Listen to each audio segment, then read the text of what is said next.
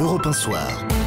Le monde selon Adler. Bonsoir Alexandre. Bonsoir Nicolas. Vous nous parlez ce soir du monde arabe qui est un peu en ce moment sans dirigeant entre l'Égypte, l'Algérie, l'Arabie Saoudite, la Syrie, le Liban ou l'Irak. Chacun de ces pays connaît à son niveau un sérieux problème de leadership. Ben oui, c'est à cause du remplacement rapide du cheikh Hamad au Qatar qu'on a pu... j'ai fait un rapide coup d'œil circulaire. On va évidemment éviter la Syrie qui est en train de faire contagion au Liban. On a vu les graves incidents de Sidon entre miliciens sunnites et armée libanaise, appuyant d'ailleurs les chiites. On n'est pas loin d'une situation comparable en Irak, mais ça, on le connaît. Mais regardant un peu plus loin, j'ai été frappé de voir à quel point aujourd'hui nous sommes dans une situation d'acratie, pour employer un terme grec, c'est-à-dire d'absence de pouvoir. Acratie, ça veut dire absence de pouvoir. Oui, autocratie, c'est le pouvoir qui revêt. Acratie, il n'y en a pas. D'accord. C'est un terme qui existait en Grèce. En tout cas, ici, dans le monde arabe, on en aurait besoin. Si nous regardons un peu, le président Bouteflika est toujours aux Invalides. Après avoir été au Val-de-Grâce, il n'est toujours pas rentré en Algérie.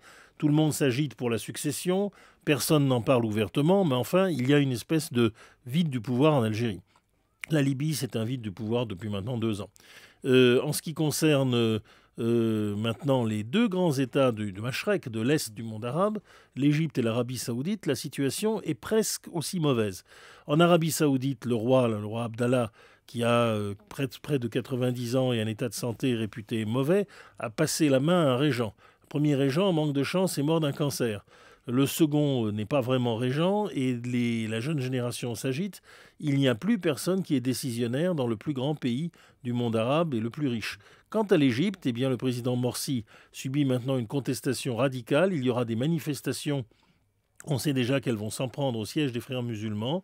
Il y a des agitations dans tous les sens, y compris ceux qui parlent ouvertement d'un retour de l'armée. La police n'obéit absolument pas aux consignes du pouvoir.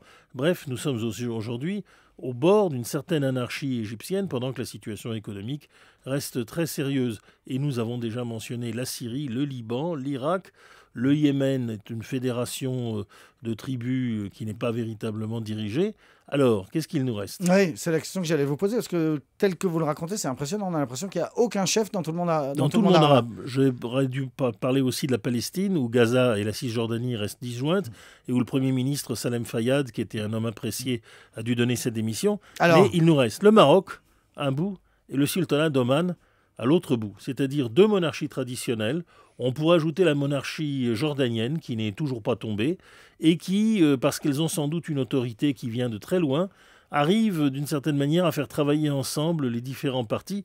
C'est peut-être une leçon pour le reste du monde arabe. Il faut une autorité forte et peut-être un peu distincte de la gestion du gouvernement. Mais enfin, ce n'est pas un simple problème constitutionnel. Nous avons véritablement une crise du monde arabe qui atteint son point culminant. Curieusement, ce n'est pas les manifestations dans la rue, c'est l'incapacité des pouvoirs à embrayer sur la réalité. Voilà, il n'y a pas de chef, ou presque pas dans le monde arabe. Constat ce soir d'Alexandre Adler. Merci beaucoup Alexandre. Dans un instant, retour sur l'audition de Jérôme Cahuzac avec 2 très bons spécialistes.